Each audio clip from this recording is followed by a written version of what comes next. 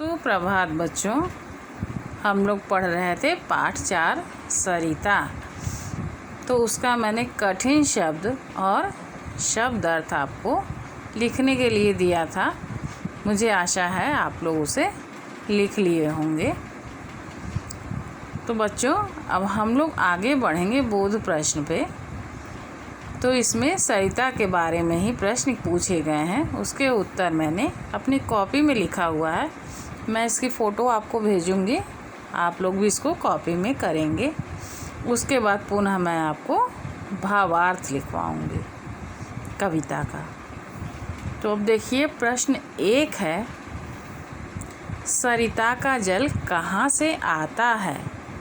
क्या प्रश्न है कि सरिता का जल कहाँ से आता है, कहाँ से निकलता है सरिता का जल, इस छोटी सी नदी का जल? तो उत्तर है, सरिता का जल बर्फ़ के पहाड़ से निकलकर आता है। हिमगिर के हिम से निकल बहता रहता अविरल। ये हम लोग पढ़े थे ना कि सरिता का जल किस बर्फ़ के जो पहाड़ होते हैं उसके बर्फ़ से ही निकलकर हमें प्राप्त होता है, आता है, बहता रहता है, निरंतर बहता रहता है। फिर प्रश्न 2 है, पथिक सरिता के जल से किस प्रकार सुख पाता है?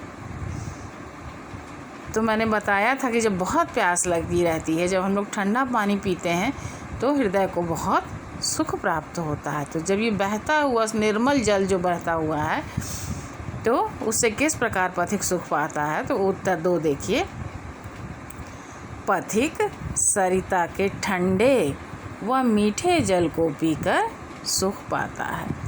थका हुआ जो पथिक है वो इस नदी के ठंडे और मीठे जल को, मधुर जल को पीकर सुख पाता है। ये उत्तर है।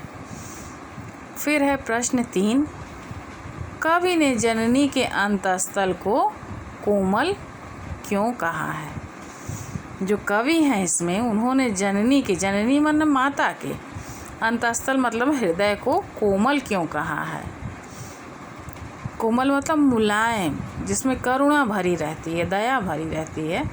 तो उत्तर 3 है, कवि ने जननी के अंतस्थल को कोमल इसलिए कहा है क्योंकि गंगा, यमुना, सरयू आदि नदियाँ युगों युगों से इस पर बहती आ रही हैं। कवि ने जननी के हृदय को इसलिए कोमल कहा है क्योंकि इस पर सरयू, गंगा आदि, यमुना आदि नदियाँ बहुत समय से, युगों माने युगों से मतलब बहुत समय से निरंतर बहती आ रही हैं। प्रश्न 4 है, सरिता के जल को चंचल क्यों कहा गया है? क्यों कहा गया है? क्योंकि ये कल छल की आवाज़ करता हुआ निरंतर बह रहा है, निरंतर चलायमान है, उछल कर नीचे गिर रहा है। तो उत्तर है, सरिता के जल को चंचल इसलिए कहा गया है क्योंकि यह निरंतर बहती रहती है। और कैसे बहती रहती है?